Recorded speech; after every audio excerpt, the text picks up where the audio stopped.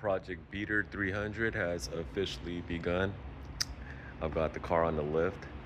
First thing I'm going to do is I'm going to drain out all the fluids and pre-plan how I'm going to do this because I want to separate the motor and the transmission from the car by lifting the body from the subframe. So after draining all the fluids, I'm gonna go through everything and make notes and start disassembling because I just want to make sure that the engine and transmission, you know, stay intact and that I could just,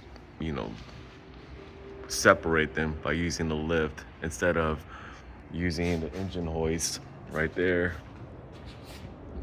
to take the motor out. And of course it's doable.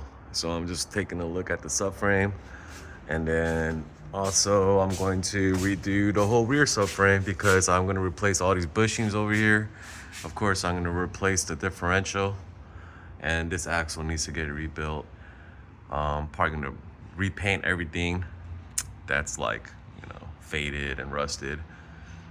And just taking notes, like little things like this, like I guess this vibrational pad has like cracks in it, so of course, I'm gonna replace things like that. All these bushings right here, clean things up.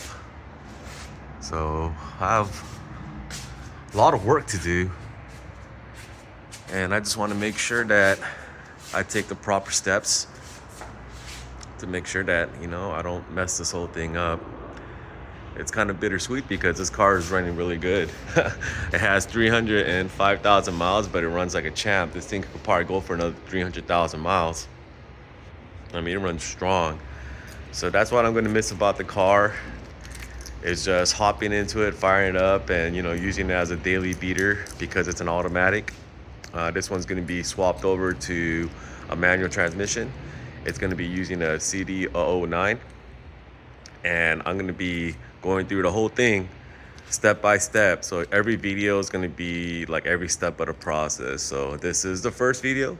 So the first step is, get the car in the lift, drain all the fluids, and I'm going to go through the car and take notes and pre-plan my attack on how I'm going to separate the front and rear subframe from the whole body, and use the engine, use the lift to just separate the two. Stay tuned because I've got major plans for this car.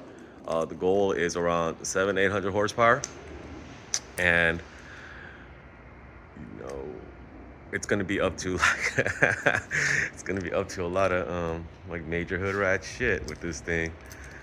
So yeah, you guys are gonna like it, especially if you guys are owners of like SE300s, SE400s, or even like MK4 Supras, or if you guys just like cars in general and just seeing the whole process, because I'm gonna go through it from A to Z.